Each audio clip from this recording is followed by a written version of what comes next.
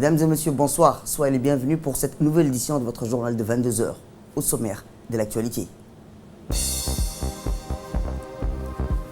À la une dans l'actualité nationale, simulation grandeur nature face au coronavirus.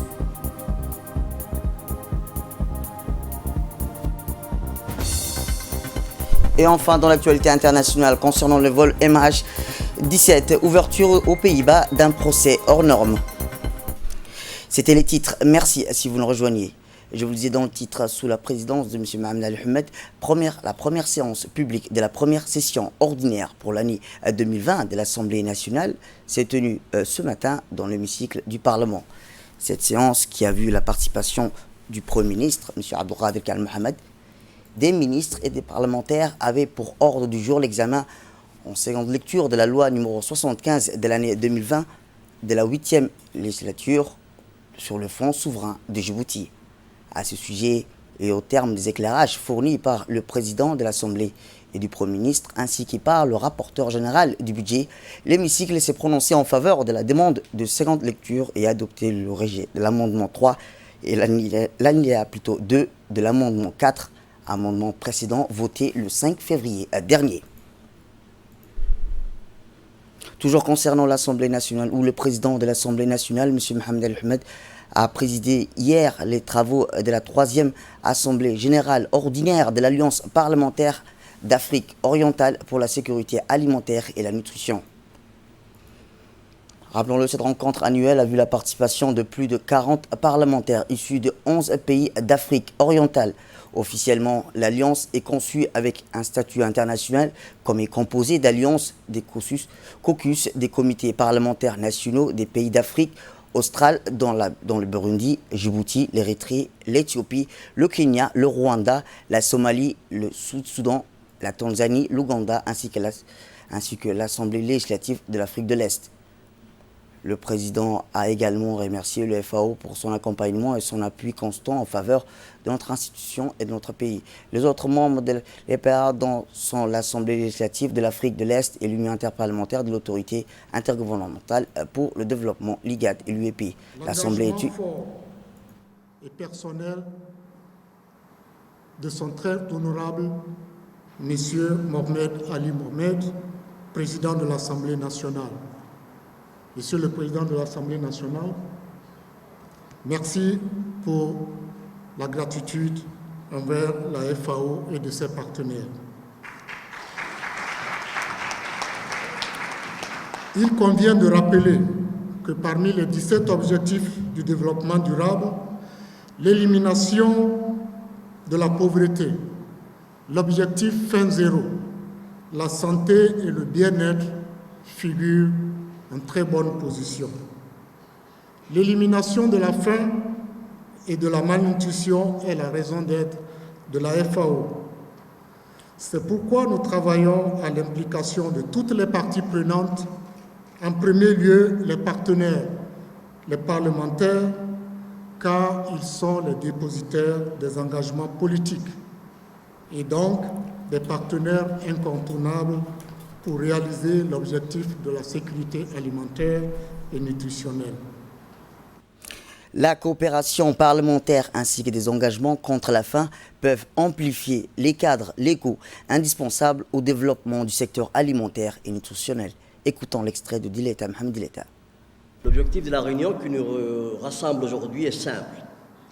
Comment garantir une alimentation correcte et saine à nos concitoyens, gage d'un développement économique et social efficace. Pays semi-désertique, Djibouti connaît un cycle constant de sécheresse qui met à mal les efforts du gouvernement à assurer sa sécurité alimentaire et nutritionnelle. La récurrence de ces crises affecte la santé d'une large frange de la population, particulièrement les femmes et les enfants.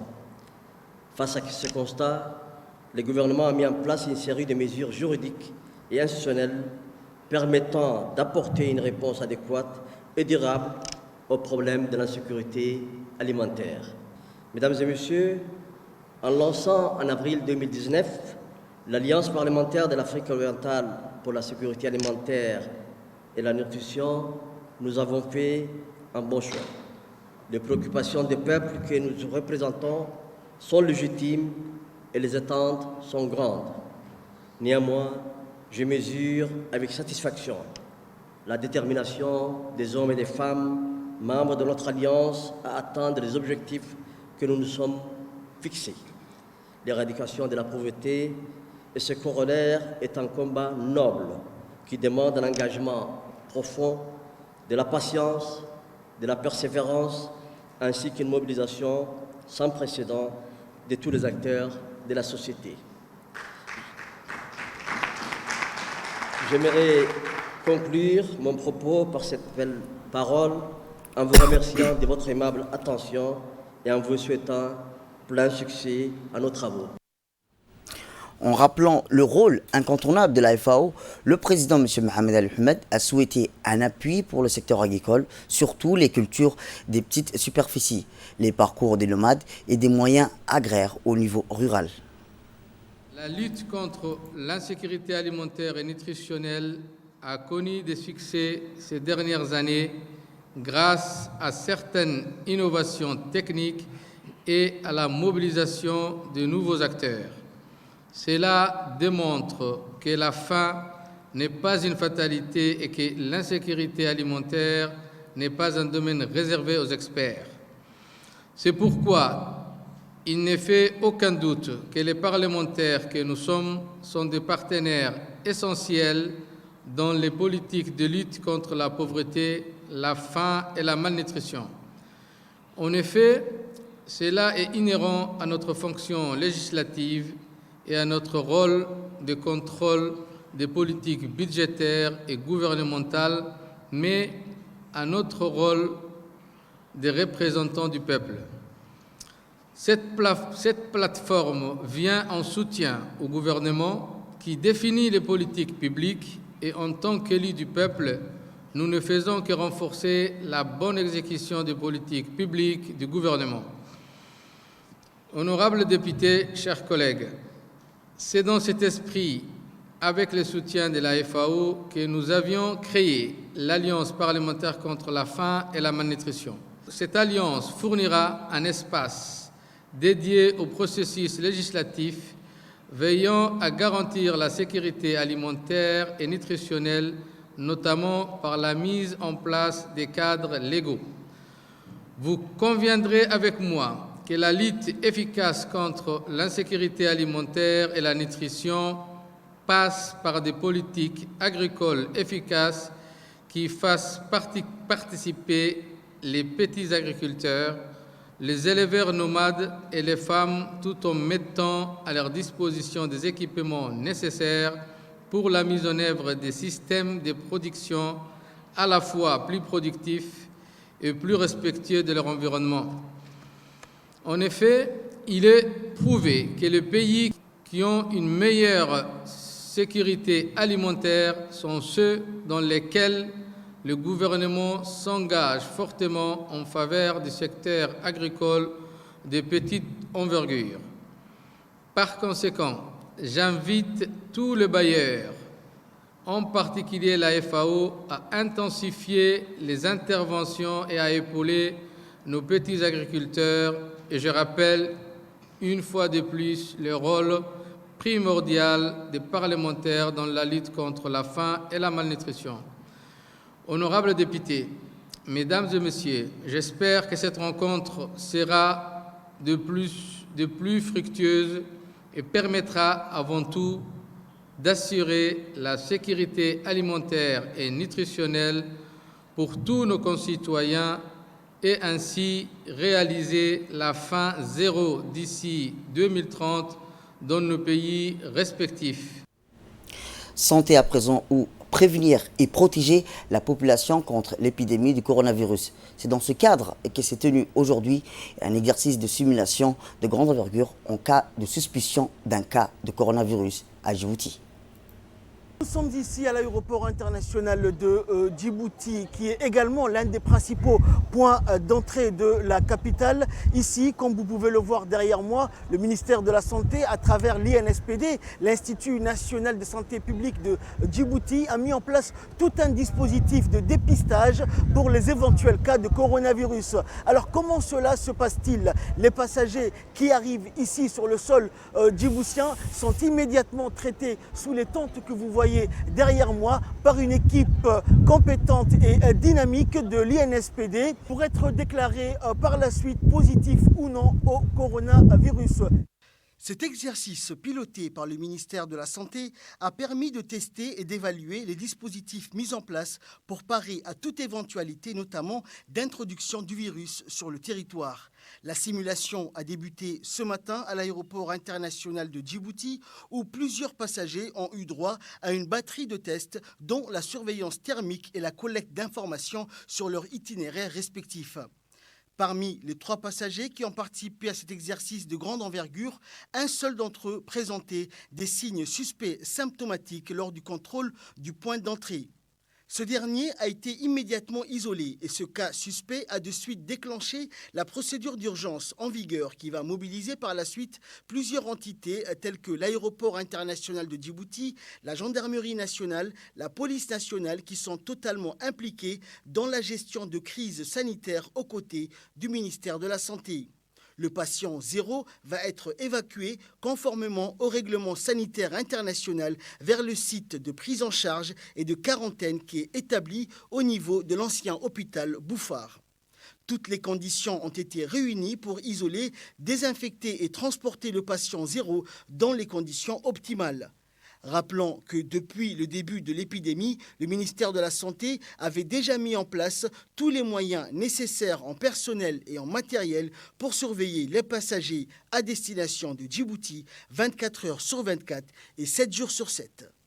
Si le patient est déclaré positif au coronavirus, il est directement évacué vers l'hôpital Bouffar où tout un système et tout un dispositif de quarantaine a été mis en place par le ministère de la Santé. Tout de suite, nous allons rencontrer ces agents de l'INSPD et également l'infectiologue présent parmi eux et lui demander plus amples explications. Nous sommes aujourd'hui pour effectuer une simulation dans le cadre de l'introduction d'un nouveau cas ou un cas suspect de coronavirus. Le plus important dans le cadre de cet exercice est d'abord de pouvoir dire à la population et à l'ensemble des personnes qui nous écoutent que c'est un exercice de simulation, 1.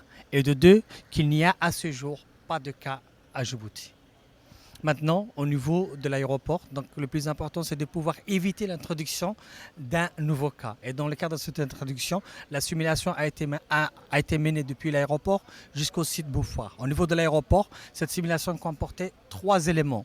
Le premier point, c'était un patient ne répondant pas aux critères des zones d'exposition à risque. Donc cette personne a eu toutes les informations nécessaires à titre d'information et est répartie chez elle.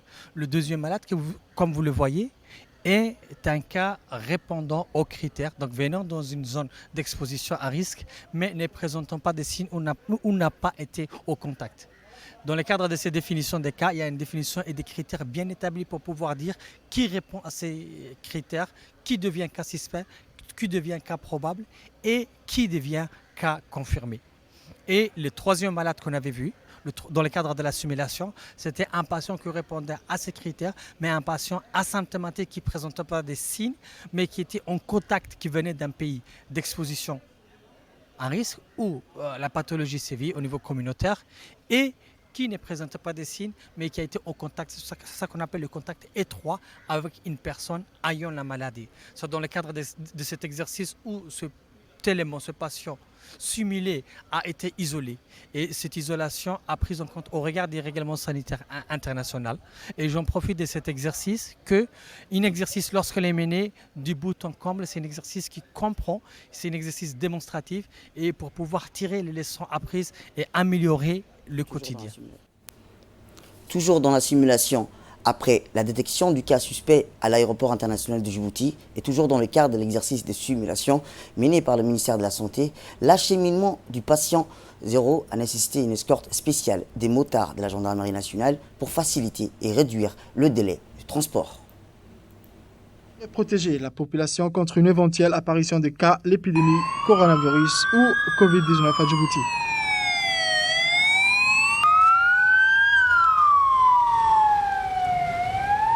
C'est dans ce cadre qui s'est tenu aujourd'hui un exercice de simulation en cas de suspicion d'un cas de coronavirus ou Covid-19 à Djibouti. Cet exercice piloté par le ministère de la Santé a permis de tester et d'évaluer les dispositifs mis en place pour parer à toute éventualité, notamment l'introduction de virus sur les territoires.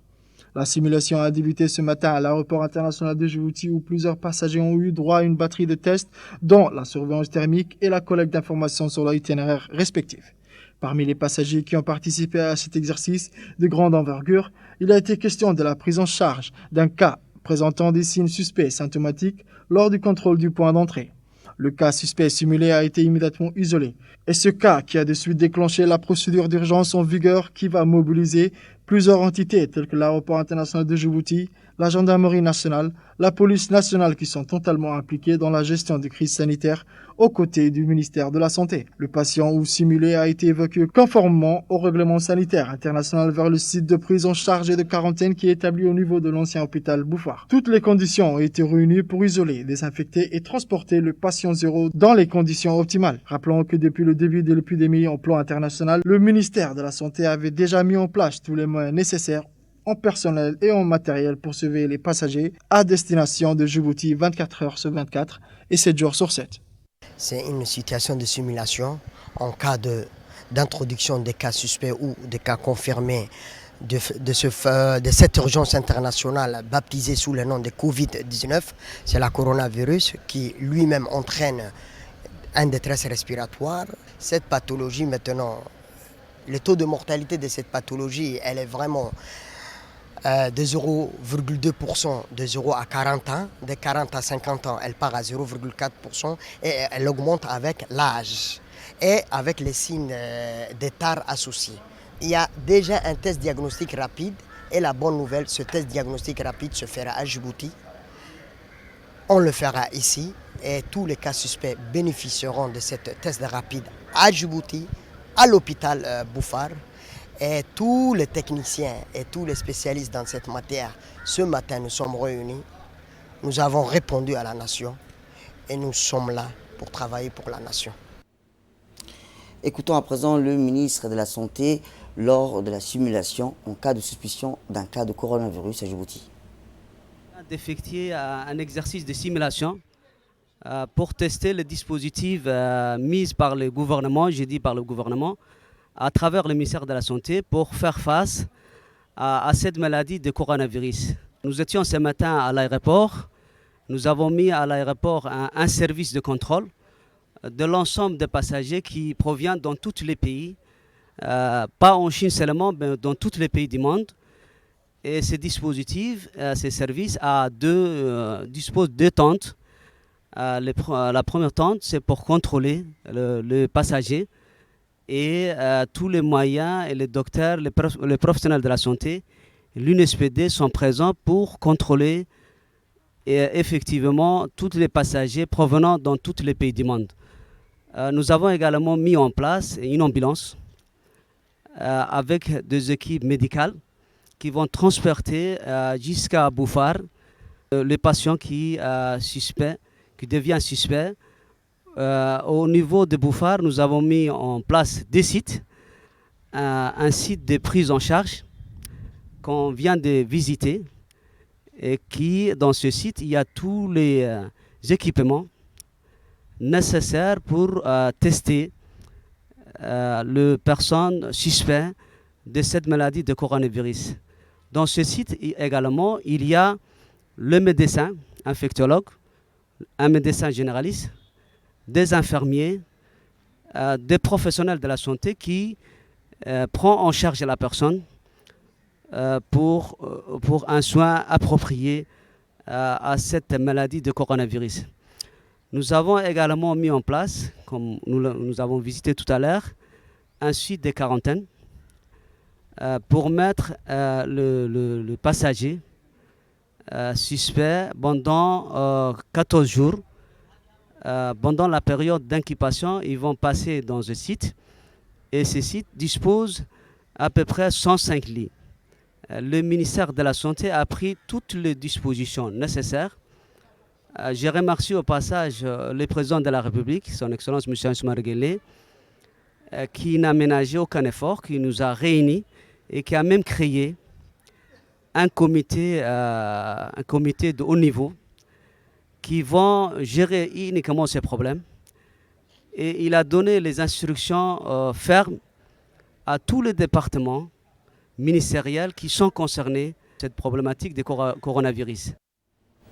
Cet exercice de simulation a permis d'évaluer l'efficacité et la réactivité de toutes les dispositions mises en place par le ministère de la Santé pour parvenir à un meilleur suivi en cas de première apparition du coronavirus.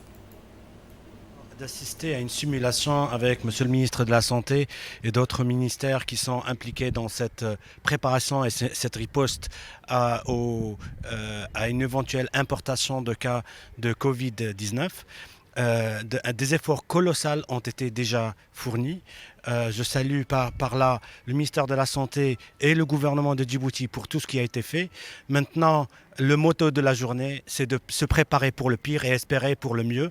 On est à vos côtés et on va voir les scénarios, comme vous venez de dire, de voir un peu le risque qui existe dans la région et le risque qui peut exister pour le pays. Et on se préparera encore davantage pour nous assurer que si jamais un cas est importé, on le gère correctement et on fait de telle sorte qu'il n'y a pas de propagation dans le pays.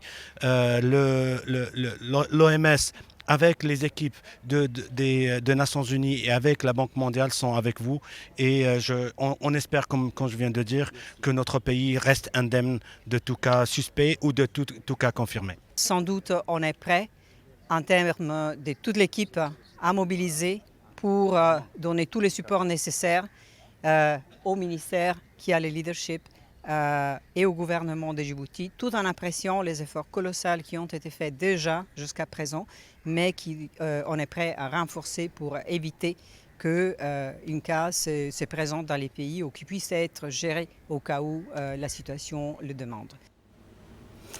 Plusieurs membres du gouvernement et des partenaires techniques du système des Nations Unies et la police ont suivi par les différentes étapes cet exercice de simulation grandeur nature qui a fait l'objet d'une analyse et des critiques constructives qui serviront à apporter des corrections et améliorations si besoin est. C'est clair que le gouvernement est en train de prendre des mesures pour faire face aux crises, aux risques de ce virus. Et nous sommes là, la Banque mondiale est là pour travailler avec le gouvernement en collaboration avec nos collègues des Nations Unies, particulièrement de l'OMS, vraiment pour aider le gouvernement à faire face à cette crise, si toutefois elle se matérialise. Merci. Toutefois, nous sommes qu'au début, et j'espère que ça sera la fin, et que nous n'aurons pas à avoir à gérer une situation catastrophique.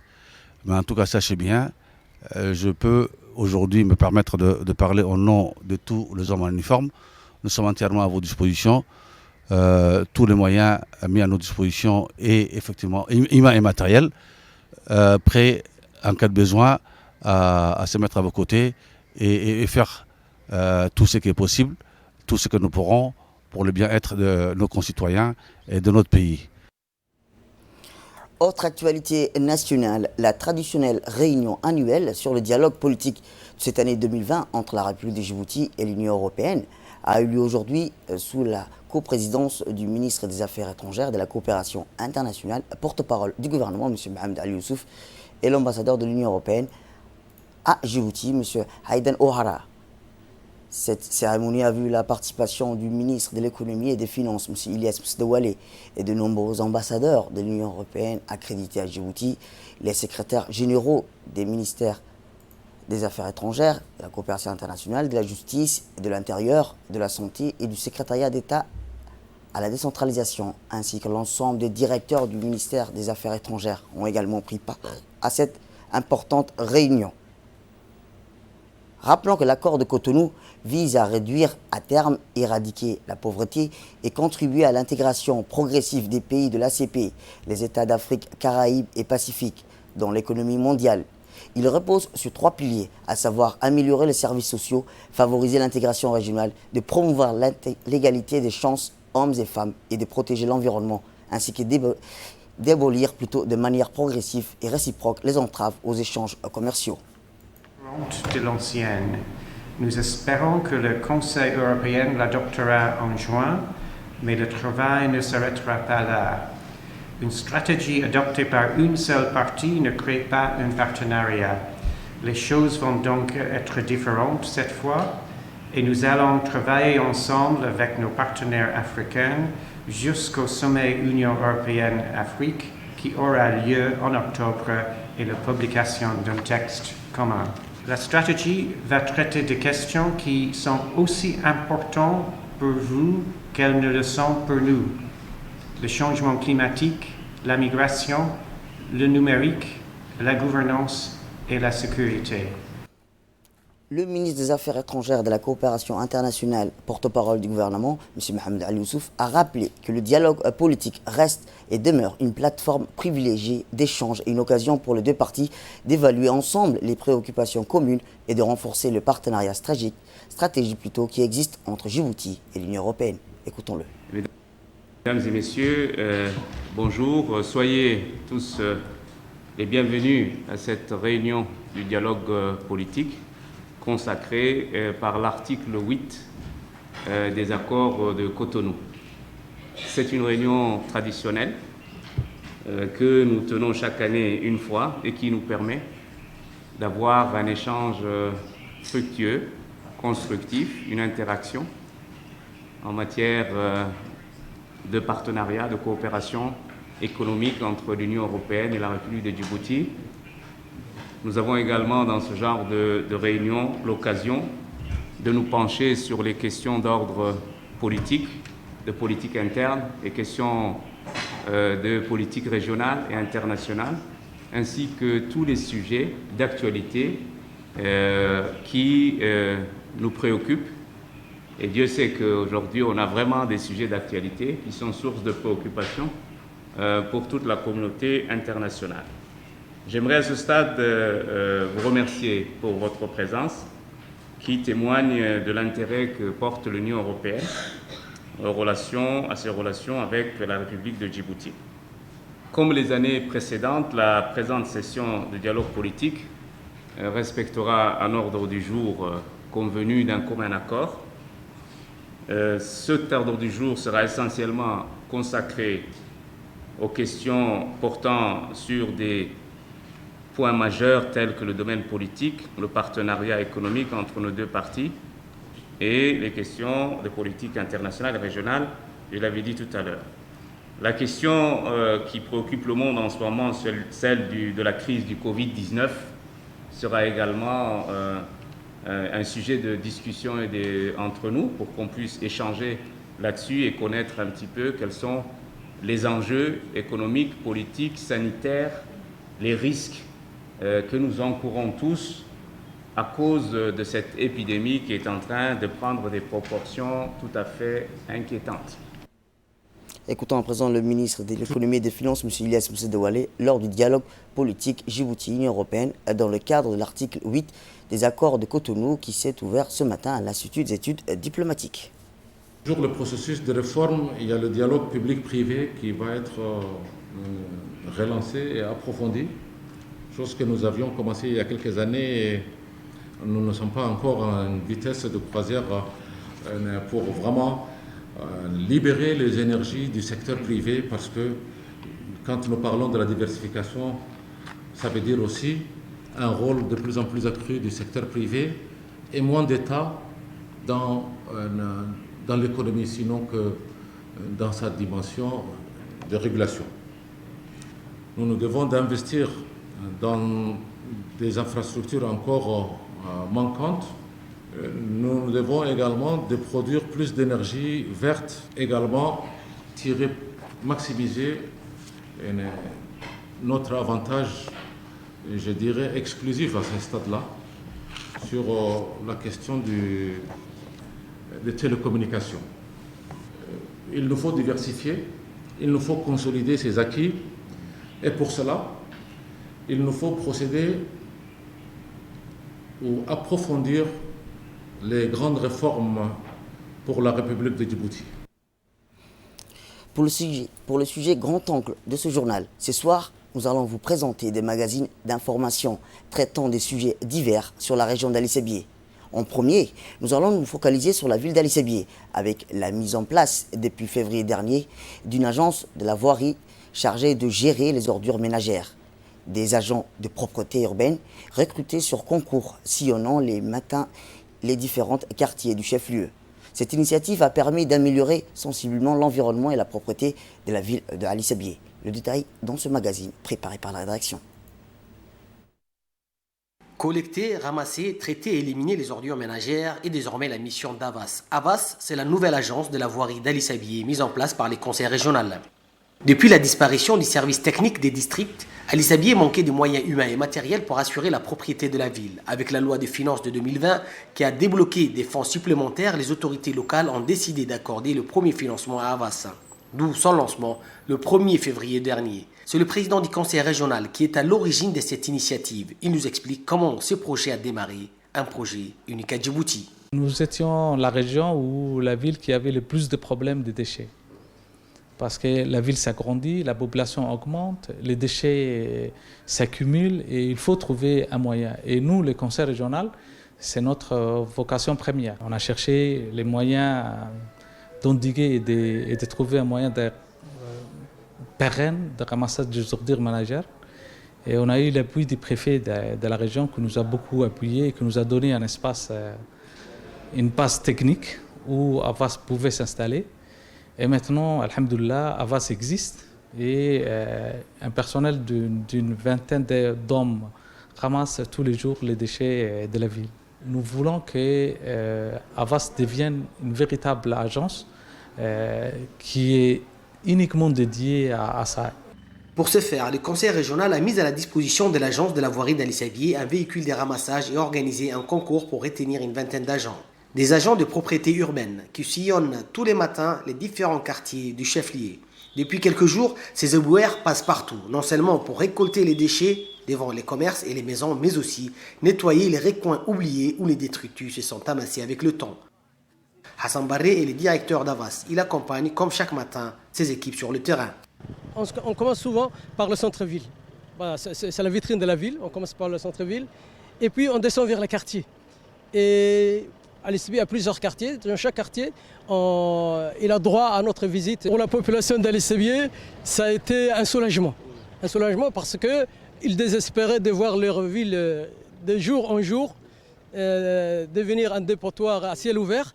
Et ils ont accueilli ce projet avec beaucoup d'enthousiasme et ils nous encouragent. Quand les jeunes passent dans les différents quartiers, et nous les sensibilisons aussi, nous leur donnons aussi des sacs en plastique et nous sommes vraiment confiants. Nous sommes confiants parce que nous faisons un travail d'intérêt général.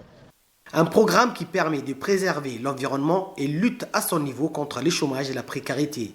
Un programme qui a été bien accueilli par la population.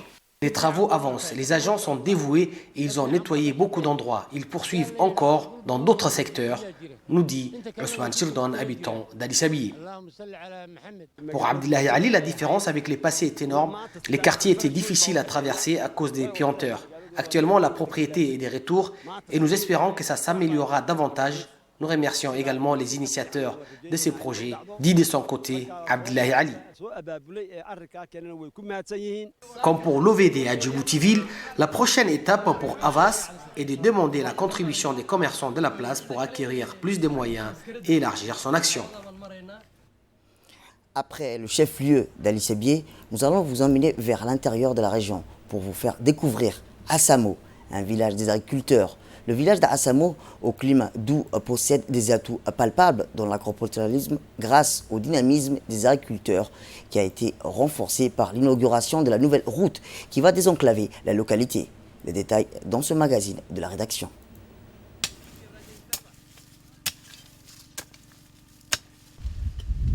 Ces agriculteurs ont amélioré leur productivité en quelques années. Le champ gagné du terrain en cultive même à quelques pas de maison. Assamon, fièvre agricole de la région, située à 25 km du chef-lieu de la région d'Ali Sébié. Ces avancées grâce à Dahir Opsi Aouled, connu sous le nom de Kashpesh, qui a su changer la mentalité des villageois qui les surnommaient autrefois les fous qui fouillent la terre.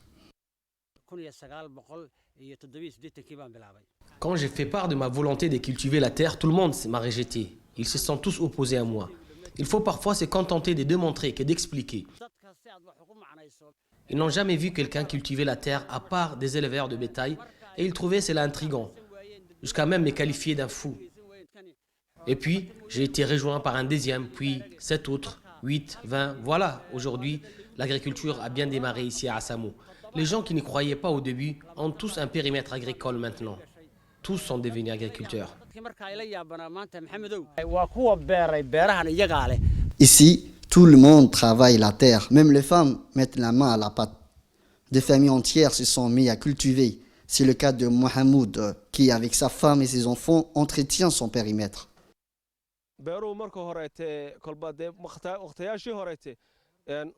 Avant, la terre était peu exploitée. On attendait une période précise pour cultiver, pour notre propre consommation. Aujourd'hui, jeunes et vieux, profitons tous à 100% de notre périmètre agricole pendant toute la saison, été comme saison fraîche. Notre jardin comble les besoins de mes enfants et je vis entièrement de ces travaux. Le matin, moi et mes enfants, à part ceux qui vont à l'école, ainsi que ma femme, venons tous ici cultiver notre périmètre. Dieu merci, notre jardin a beaucoup amélioré notre vie. Seule difficulté, Assamon était confronté à un manque d'infrastructures routières fiables dont les habitants peinaient jusqu'alors à commercer et à échanger convenablement avec la ville voisine d'Ali Sébié et partant avec le reste du pays. En réponse aux doléances de ces agriculteurs, le président de la République, Ismaël Omar Guelleh, a procédé le 25 janvier 2018 à l'inauguration de la route reliant Ali Sébié à la localité voisine d'Assamou. Cette nouvelle route, un tronçon bitumé d'environ 25 km, a contribué significativement au désenclavement de la localité d'Assamou. Avec la réalisation de ces nouvelles tronçons routiers, Assamou a eu la possibilité d'écouler désormais rapidement leurs récoltes en fruits et légumes vers le marché du chef-lieu et vers la capitale Djibouti. À l'issue de l'inauguration de la nouvelle route Ali Sébié à Assamou, le président de la République, Ismaël Omar Guelleh, s'est adressé aux membres de l'association des agriculteurs et éleveurs de cette région.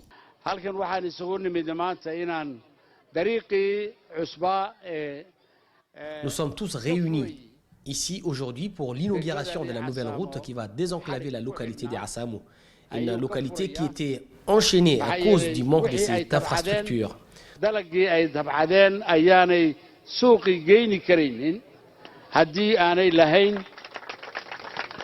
Tous les efforts fournis pour cultiver les périmètres ne donnaient pas les résultats qu'il fallait, avec le ralentissement pour transporter les produits et les écouler sur un marché où il y aurait beaucoup d'acheteurs. Maintenant que la route est là, il faudra l'entretenir et la préserver. Il faut tirer avantage de cette route et doubler d'efforts dans la commercialisation de vos produits. Une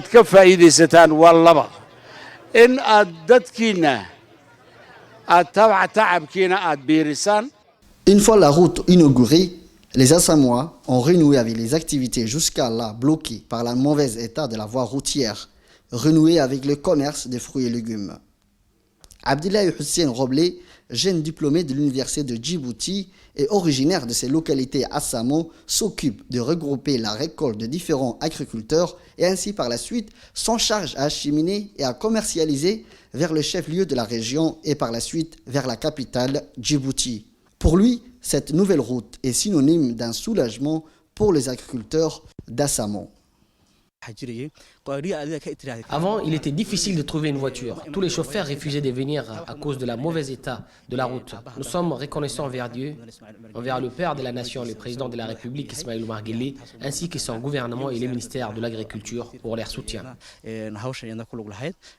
Cela fait 30 ans que les Assamois se sont organisés pour cultiver leurs terres. 30 années de culture qui seront prochainement célébrées dans la même localité au cours d'une importante cérémonie que la préfecture prépare en ces moments.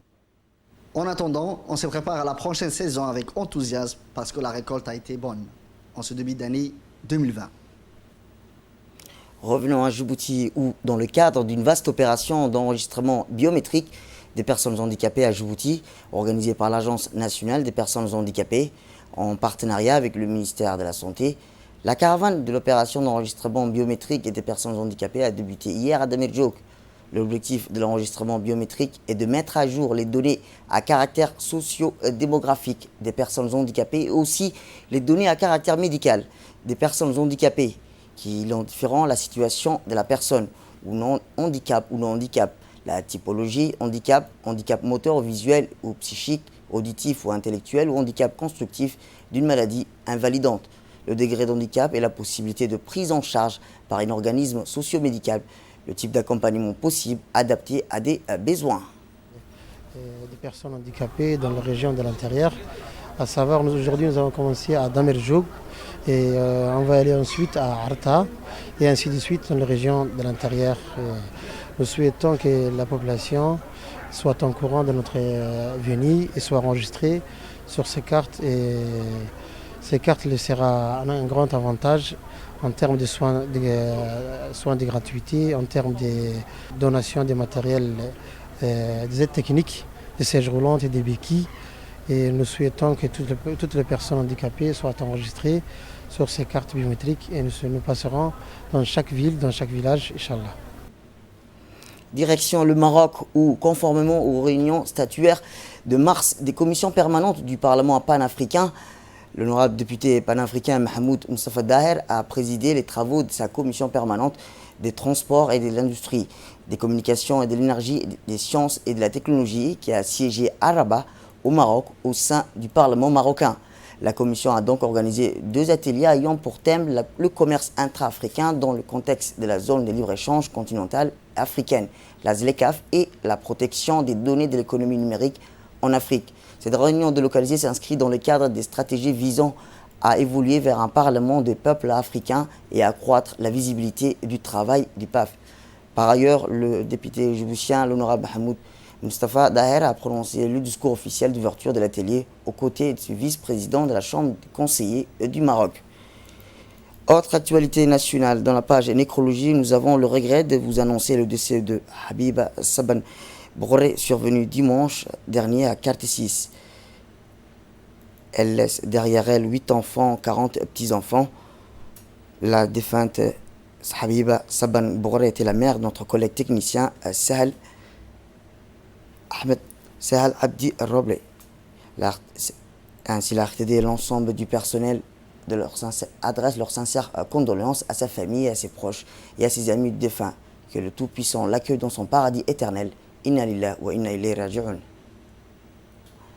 Actualité internationale, le vol MH17 abattu en Ukraine, ouverture aux Pays-Bas d'un procès hors norme. Ce lundi, en banlieue d'Amsterdam, le procès de vol MH17, le Boeing de la compagnie Malaysia Airlines, avait abattu à l'été 2014 au-dessus de l'est de l'Ukraine.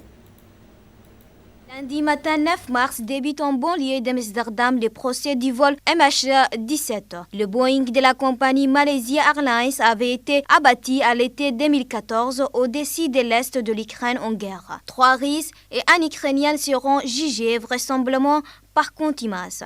Un tiers des 289 victimes étaient néerlandais. Il est très peu probable de voir arriver ici les 4 hommes. La Russie et l'Ukraine n'estradent pas les ressortissants poursuivis à l'étranger. Ils seront donc jugés par contumace. Ils risquent des peines pouvant aller de 30 ans de prison à la perpétuité. Les parquets néerlandais les soupçonnent d'avoir convié les systèmes BIK dont l'un des missiles a atteint l'avion. Les enquêteurs internationaux ont établi que l'avion avait été abattu par un missile provenant de la 53e brigade antiaérienne russe basée à Koursu dans le sud-ouest. Ces procès hors normes se tiennent au complexe judiciaire hautement sécurisé de Schiphol, tout près des pistes d'aéroport d'Amsterdam, d'où le Boeing de la Malaysia Airlines avait décollé le 17 juillet 2014. Des centaines de membres des familles des victimes sont attendus et plus de 400 médias du monde entier ont été accrédités. Cette première phase d'audience doit durer des semaines, mais les procès pourraient s'étaler sur une, voire plusieurs années. Près de 6 ans après les faits, les familles des victimes attendent beaucoup de ces procès. À la veille de l'ouverture des audiences, certaines d'entre elles ont participé à une manifestation. C'est tout pour cette édition. Merci à vous de nous avoir suivis. Restez avec nous pour la suite de nos programmes télévisés.